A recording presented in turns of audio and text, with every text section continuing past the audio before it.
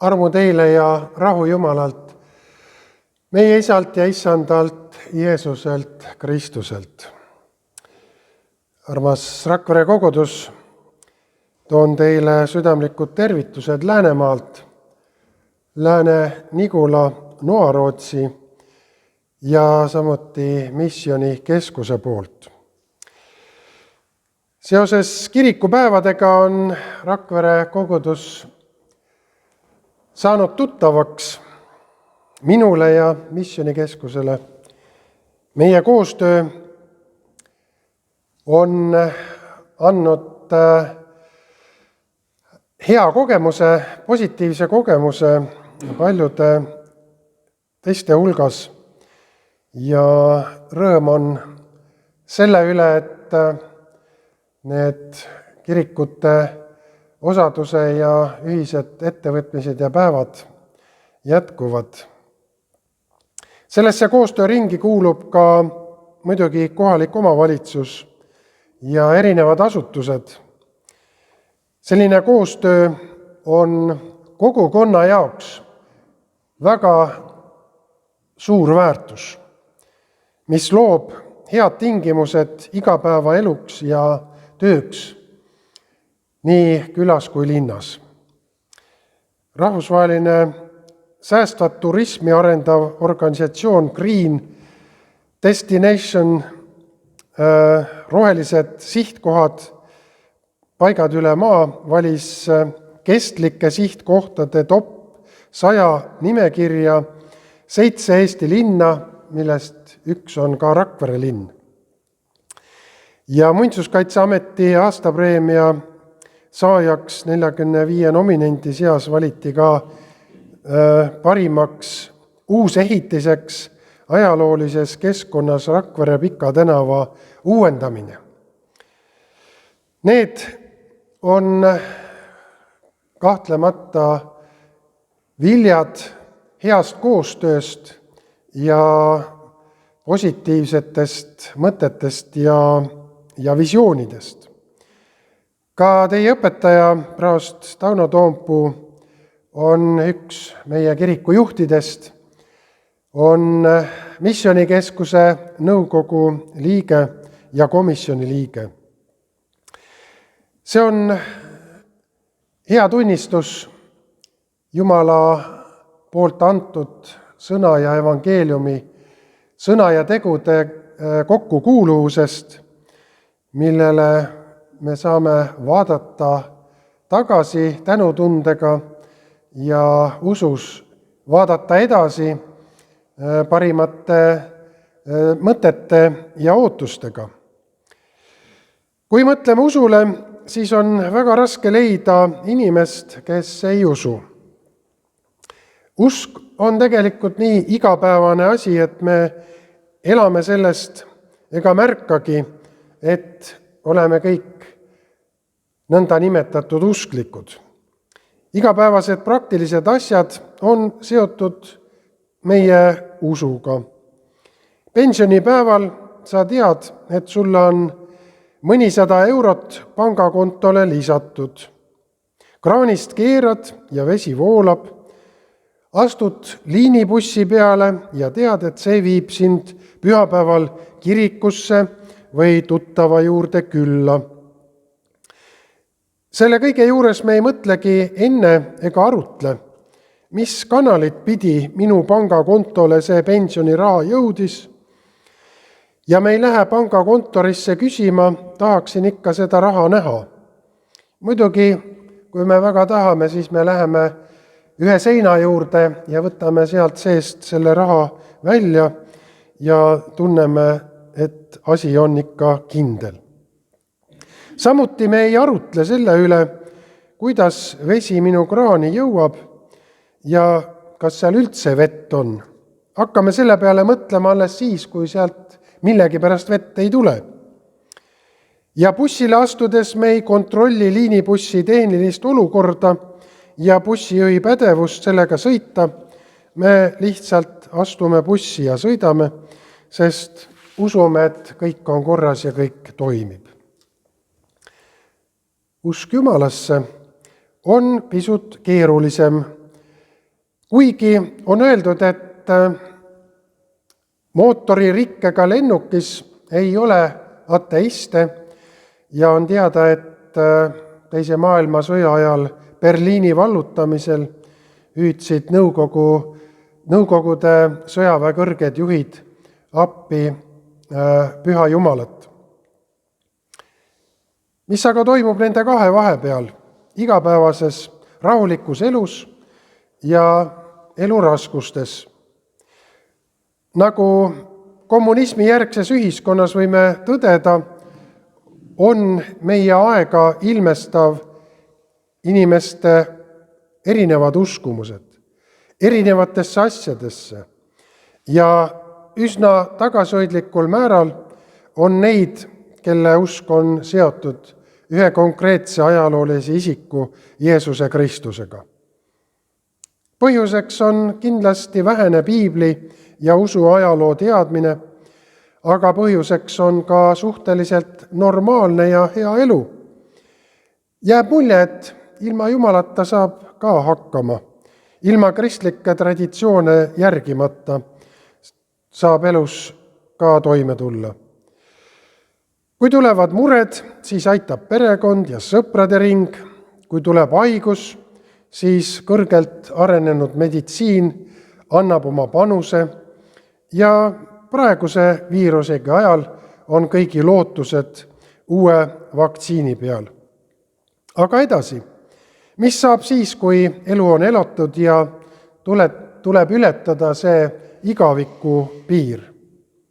Meedias me tavaliselt näeme mõnede kuulsuste lahkumise puhul, kus öeldakse, et nüüd ta on siis seal üleval ja vaatab alla meie peale.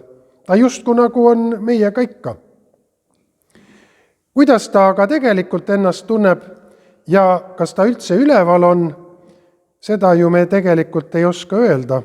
Me ei tea seda. Ja võib-olla ei tahagi teada, sest me elame oma usu ja kujutletud usu mullis. Prohvetid ja apostlid häirivad sellist enesekeskset usurahu. Seda selleks, et nad tunnevad ja teavad Jumalat, tunnevad teda Jumala isikliku ilmutuse alusel. Jumal on saanud nendele ilmutada ja anda teada tõe tunnetust elust ja igavikust ja paljudest igapäevastest maistest asjadest. See prohvetite ja apostlite traditsioon kannab usklike kogudust ehk kirikut ka tänases maailmas. Mida prohvet Jesaja siis täna meile ütleb? Kuulsime seda kirja kohta juba täna esimese tekstina. Prohvetid olid oma aja ühiskonnas sageli riigijuhtidele selliseks pinnuks silmas, sest nende sõnum oli riigijuhi plaanide ja poliitika vastu. Ja Jesaja ei olnud selles suhtes erand. Ta kutsus Juuda kuningat Ahast lootma Jumala abile Süüriast tuleva ohu eest. Kui te ei usu, siis te ei püsi. Ahas ei võta prohvetit tõsiselt. Selle peale prohvet kuulutab, et Juuda saab tulevikus uue kuninga, kelle nimeks on Immanuel, Jumal meiega. Ja me teame, et see oli kauge ennustus Kristusest. Aga tolle aja kontekstis oli lihtne panna prohvet ühe salaliidu eestkõnelejaks tolle aegse kuninga ja võimu vastu. Jesaja tõrjub süüdistused öeldes, ärge nimetage vandenõuks kõike, mida see rahvas nimetab vandenõuks. Kui Jumal kõnetab inimest hädaolukorras, siis Jumalal on alati tõsine plaan inimest aidata, aga see eeldab inimese poolselt usku ja usaldust Jumala plaani suhtes. Jumal kõnetas loetud tekstis rahva tippjuhti ja tema valikutest sõltus kogu rahva saatus. Kuningas valis teise tee ja nii tehakse ka tänapäeval Jumala sõnast ja käsust. Sellest tehakse kohaliku ühiskonna protestikõne või vihakõne. Tänane kirjakoht näitab meile, kuidas Jumala sõnast saab komistuskivi. Kui seda ei võeta vastu tõepärasena, siis asutakse selle vastu võitlema. Piibel ütleb aga, et Jumala sõna ei tule kunagi tühjalt tagasi. See toob omal ajal muudatuse. Ta peaks tooma meeleparanduse ja usu uuenduse, aga on ka teine tee. Kui inimene asub selle vastu võitlema, siis toimub inimeses seesmine paadumus Jumala ja tõetunnetuse suhtes. See on olukord, kus lõpuks Jumal laseb inimesel minna tema enese teed, mis teda viib eemale sellest pühast tunnetusest. Sellel teel laseb Jumal inimesel arvata, et nii ongi õige ja hea. See tähendab tekstist lähtuvalt, Jumal on pühamuks, aga ta on ka komistuskiviks ja pahanduskaljuks. Apostel Peetrus kirjutab oma kirjas ka kivist, mis võib olla nurgakivi elule ja usule. Ennäe, ma panen Siionisse kivi, valitud hinnalise nurgakivi, ja see, kes usub temasse, ei jää iialgi häbisse. Teile siis, kes te usute, on see au, uskmatuile aga kivi, mille ehitajad tunnistasid kõlbmatuks ning just see kivi on saanud nurgakiviks. 1. Peetruse 2:6-8. Jumala sõna seab meid alati valiku tegemise ette. Kas võtta vastu või loobuda? Erapooletuks jäämine ei ole ka lahendus, sest see on ka valik, mitte kuuletuda. Jumala sõna kas uuendab meie elu või viib meid eemale tõetunnetusest.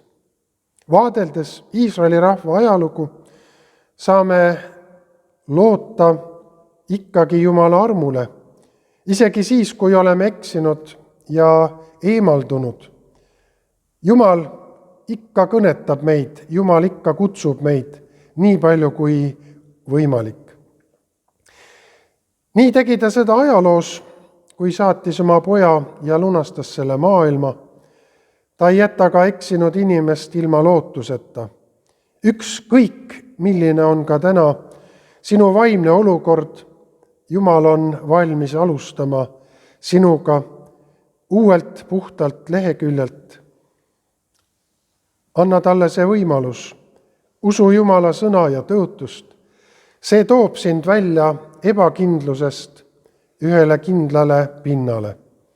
Saad tunda hingerahu ja elurõõmu, mida ei varjuta kaduva maailma rikkus, au või võim. Üks preester tahtis teada, kuidas tema jutlused kirikulistele mõjuvad ja mis nad nendest jutlustest ka arvavad. Ta nägi naist, kelles tundis ära eelmisel pühapäeval jumalateenistusel viibinu.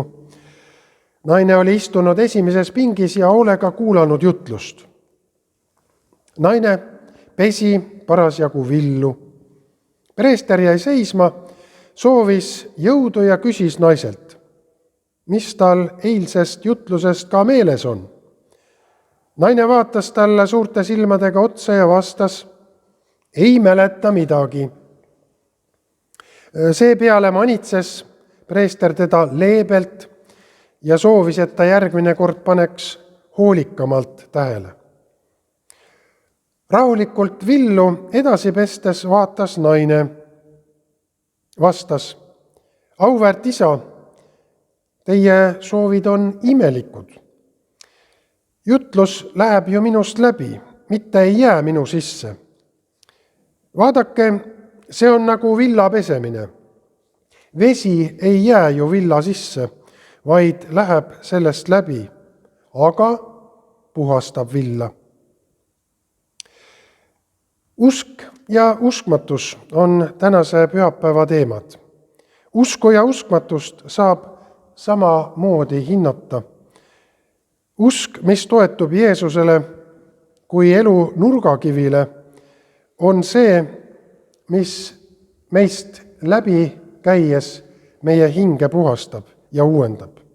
Uskmatus on aga see, mis jätab meie elus kõik endiseks, mis ei suuda meile kinkida südamerahu ja jäädavat lootust, milleks meid kõiki on ju tegelikult kutsutud.